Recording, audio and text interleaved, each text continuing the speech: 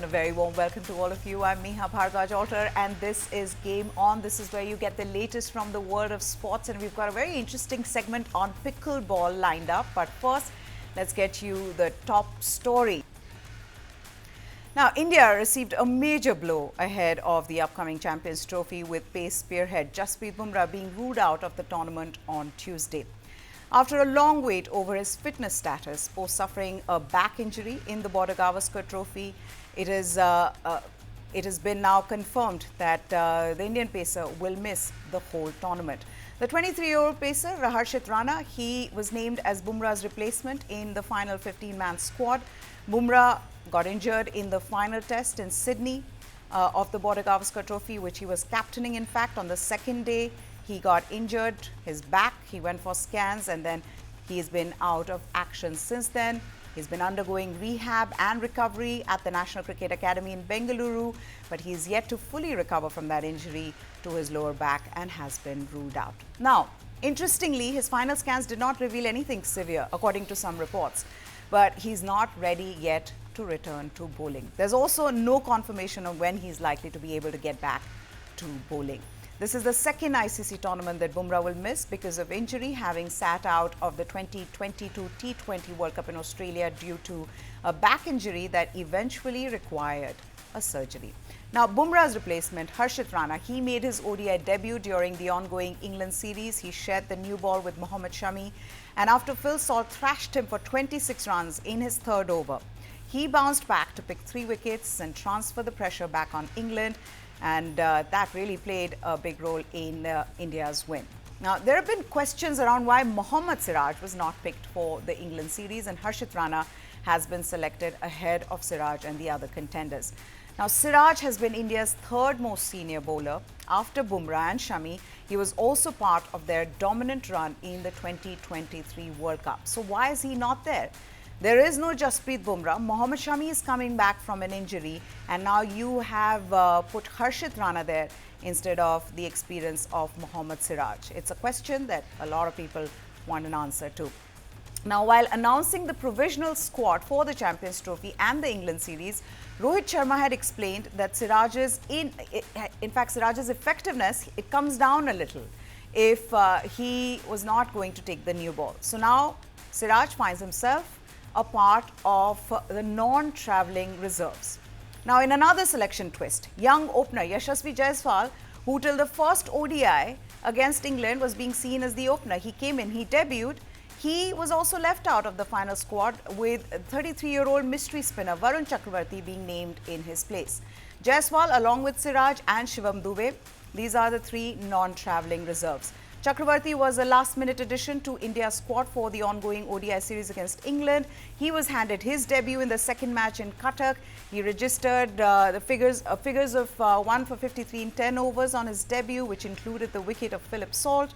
He was in imperious form, though, during the T20I series against England before the ODIs, where he picked up 14 wickets in 5 games, being named the player of the series. Now, India will play all their matches in Dubai, a venue where pacers have found more success traditionally in the 50-over format. But the Rohit Sharma-led squad has 5 regular spinners and only 3 pacers, which is another question that people are wondering. Why have they gone in with this squad where you have 5 spinners and only 3 pacers?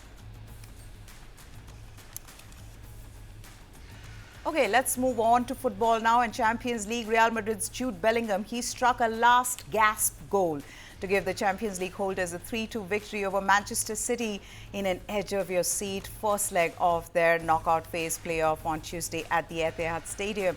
Kylian Mbappe and Brahim Diaz also struck for Real to cancel out a double from City's Erling Haaland, setting up what should be a thrilling second leg on February 19 in Madrid between 2 of Europe's most famous teams and the biggest rivals.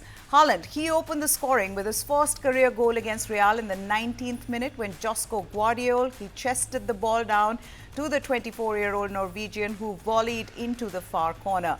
Mbappe levelled in the 60th minute with a rebound of a free kick, awkwardly looping the ball off his shin over goalkeeper Ederson and into the net. Haaland then struck from the penalty spot in the 80th minute. It was awarded after Dani Ceballos, he took down Phil Foden by his right knee in the box, sending keeper Thibaut Courtois the wrong way. It was his 49th goal in 48 Champions League games. But City have struggled to hold on to leads this season, conceding 7 goals in the final 15 minutes of Champions League matches.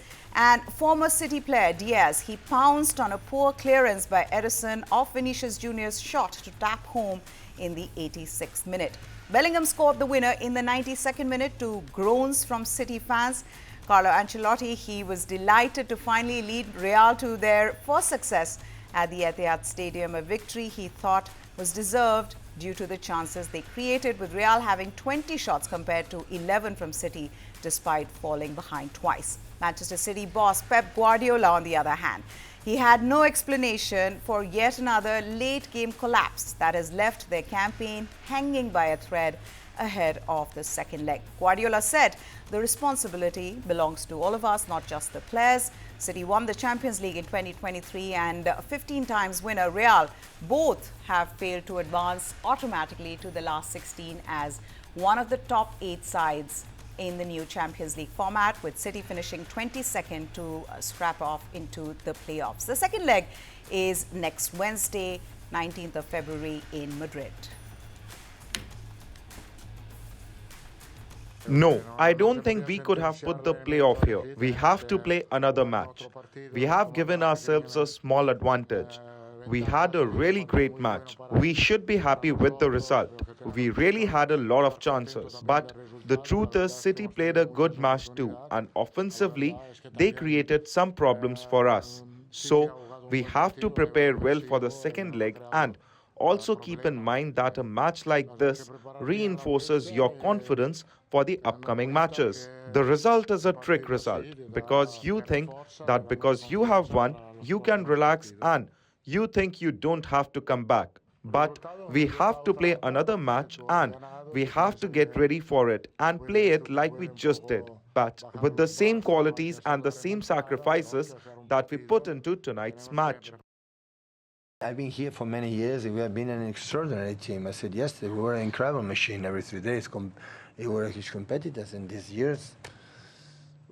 Not because I accept, so when the opponent is better. So, but in the moment I'm not able. I said months ago, I'm not good enough, to give something to the composer, to the teams, how to manage this kind of situations. But it happened many times. So this is the truth. All right, let's move on now to a segment that I've been wanting to do for a while, which is pickleball. Now, it's a fusion of tennis, badminton, and table tennis, and it's becoming the next big thing in India. We're talking about pickleball and how it is quickly becoming a part of many young Indians' lifestyle. The craze is so big that now one is seeing celebrities back swinging their way to fitness. From actor Alia Bhatt seen playing the game to Janhvi Kapoor and comedian Anubhav Bassi, director Love Ranjan buying teams in the Global Pickleball League, which just concluded in Mumbai last week. It seems the game is here to stay. But what makes this game so popular among people, both young and old, men and women? First, let's tell you how it's played. It's played on a badminton-sized court with a modified tennis net, and it uses paddles and a perforated plastic ball. The size of a standard pickleball court should be around 44 feet long by 20 feet wide. What makes it interesting is its unique rules. There is a double bounce rule, which means each side must let the ball bounce once after the serve before volleying. The other rule is the kitchen, a 7-foot non-volley zone near the net that adds strategy to the game. Now that you know the basics about pickleball, and that's pretty much all that you need to know when you want to pick up the game, what makes this such a craze among people is because it's easy to learn and easy to play. So yes, it is addictive. It's good for overall fitness, of course, and it's a social sport where you can play with your family and your friends. You can build a community around pickleball, and it's hard to escape the growing popularity of pickleball. Internationally, you must have seen Andre Agassi or Leonardo DiCaprio playing pickleball. There are others, Taylor Swift, she likes playing pickleball. Even Novak Djokovic once hinted that pickleball posed a threat to tennis and was seen trying his hand at the sport at the exhibition event before the 2023 US Open. And talking about Andre Agassi, he visited India to promote pickleball. He launched the PWR Duper India League in Mumbai last year. So if you're interested in figuring out more about this sport, this is the right platform right here. We have two gentlemen, one of who was instrumental in getting Agassi to India. He's the CEO and co-founder of World Pickleball Rankings. Pranav Kohli, he joins us. The other runs a very successful boutique paddle and pickleball facility in the heart of Delhi called Rulo. And I can tell you, it's a premier club with superb facilities. I know people who've used the facilities at Rulo. And then there is Pranav Kohli with a big vision when it comes to pickleball. Thank you so much, gentlemen. Welcome to the show. I've got to begin with you, Pranav. As a head of PWR, you're really in the middle of it all. Now, I can say what I want to, when it comes to the popularity of the sport from what I'm seeing from outside. But for someone who's right there, who's organizing these leagues and tournaments, tell me realistically, how popular is it and what has been the driving factor when it comes to the growth of pickleball in India? Absolutely. And thank you for having me on. And hi, Sumer. Good to see you as well. So, yeah, I mean, when I got into pickleball, it was basically 30 courts in India back in 2022. And you can see the hockey stick growth that has gone through. We've got close to about 1,500 courts. And people like Sumer are part of the ecosystem now, trying to grow the sport altogether. I think one of the key components for this sport, which really works, is the fact that the sport is transcendent, to body type, gender, age, and socioeconomic backgrounds. I think that is one of the key components for making anything very participative. The sport is very inclusive. It's non-intimidating, for somebody like me who's 160 kgs now, was 186 when I started playing the sport. But so any body type can play it, any age group can play it. My daughter plays it, my wife plays it, my father plays it, and all of us can play together as well. Also, it's not intimidating to women as well. For like a lot of sports, pickleball specifically allows men and women to compete together, and that's a great proponent for the sport. And finally, it's an easy sport to pick up as well. And the socioeconomic background side of it is, it's relatively inexpensive, and it's getting more inexpensive as it gets into tier 2 and tier 3. Now, Sumer, you call yourself a financial geek turned entrepreneur. How did you see this or foresee this pickleball craze? What made you want to start a boutique club in the heart of Delhi? What was it where you thought, okay, pickleball is going to take over India and Delhi? So, Mia, the modern age Indian consumer is evolving, right? What we are consuming is changing drastically. What we eat, where we go, how we travel. But if you look at sports, last 100 years, there has been no change. And pickleball and paddle just came at that sweet spot, right? They gave in that aspiration, they gave in that accessibility with a low learning curve, as Pranav said. And it was just something new. And this consumer, who's a modern age Indian consumer, wanted something new. Yeah. It was a match made in heaven. However, we were also fatigued by different sports. So I think that's where pickleball just kind of helped coming at the right time, at the right pace.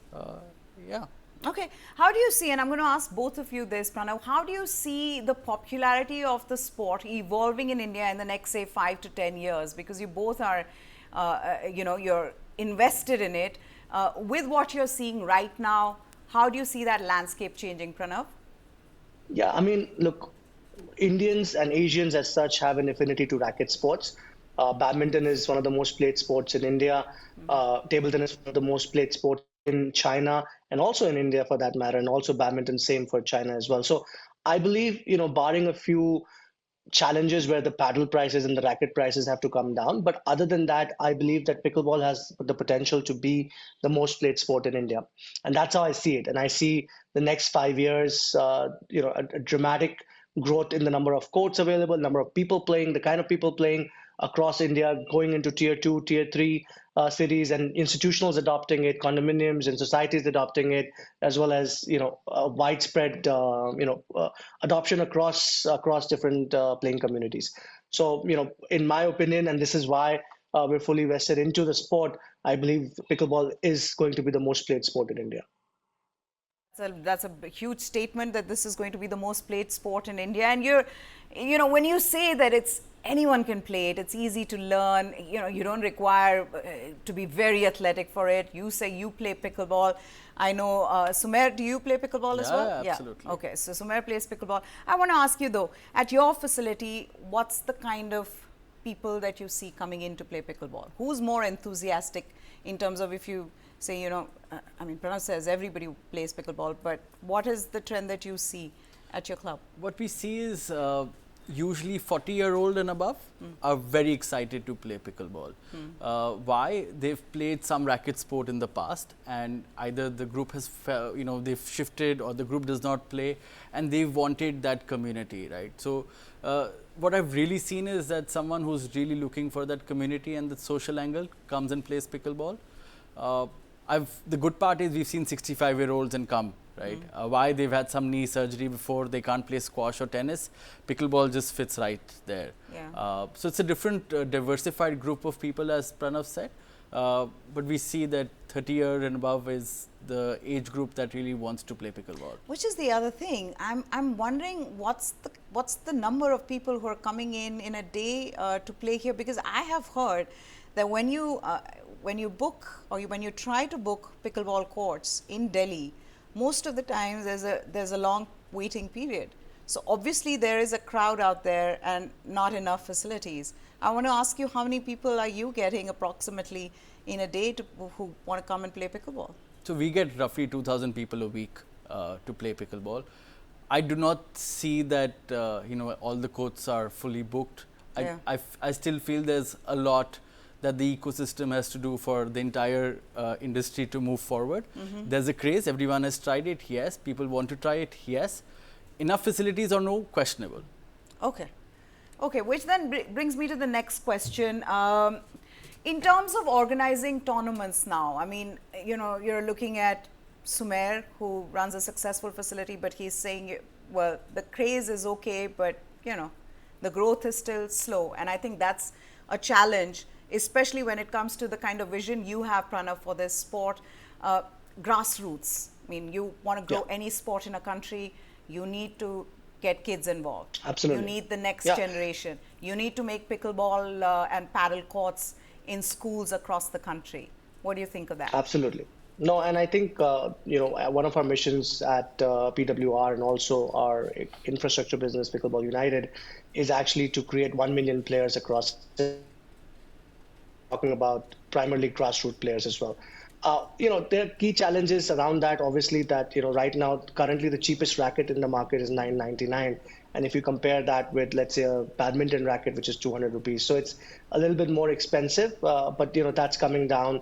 Companies like ours are producing more and more products in India. So it's easy, then, it's more accessible. Slightly disagree with Sumer. I do believe that there is a need for more facilities. See, India as a country with the kind of traffic we have, a lot of facilities are very hyper local, which means that geographically you have to situate them in an accessible area. Now, unfortunately, that comes at a cost. Now, Suhail's facility is located at a brilliant location, so it's near my house, so I'm happy to have it there. But I think what will happen going forward, and specifically in, like, if you talk about, let's say, Surat, Surat, the land bank is available, and you have close to about 150 courts which have come up in Surat. So those kind of things you'll start seeing happening in tier 2, tier 3, where it's a little bit more cheaper to kind of build facilities, and there's less to do from an entertainment perspective in those cities, so people can adapt to sports, and that's anyways their daily mantra, to do some kind of sport. So I think that's something that you're going to see a lot more with tier 2, tier 3. Definitely, it's a little bit of a challenge when it comes to metro cities because of the space availability and the that hyper-local aspect, which you have to have a facility located in the catchment area, and I think that's what matters. And Sumer has 2,000 people coming there, so I don't know what he's complaining about. Sumer, you want to answer that? No, I understand. To build the ecosystem, we need more eyeballs, right? And the eyeballs will come from tournaments, as Pranav said. Yeah. Okay, but what we can all agree on is the fact that it is a growing sport. There is a huge popularity, and hopefully it'll get bigger. for all of us. I haven't tried it yet, so I'm going to hopefully come or go to Sumer's facility and try it out. But thank you so much, Pranav, as well as Sumer, for taking the time out. Thank you. Thank you. Thanks a lot.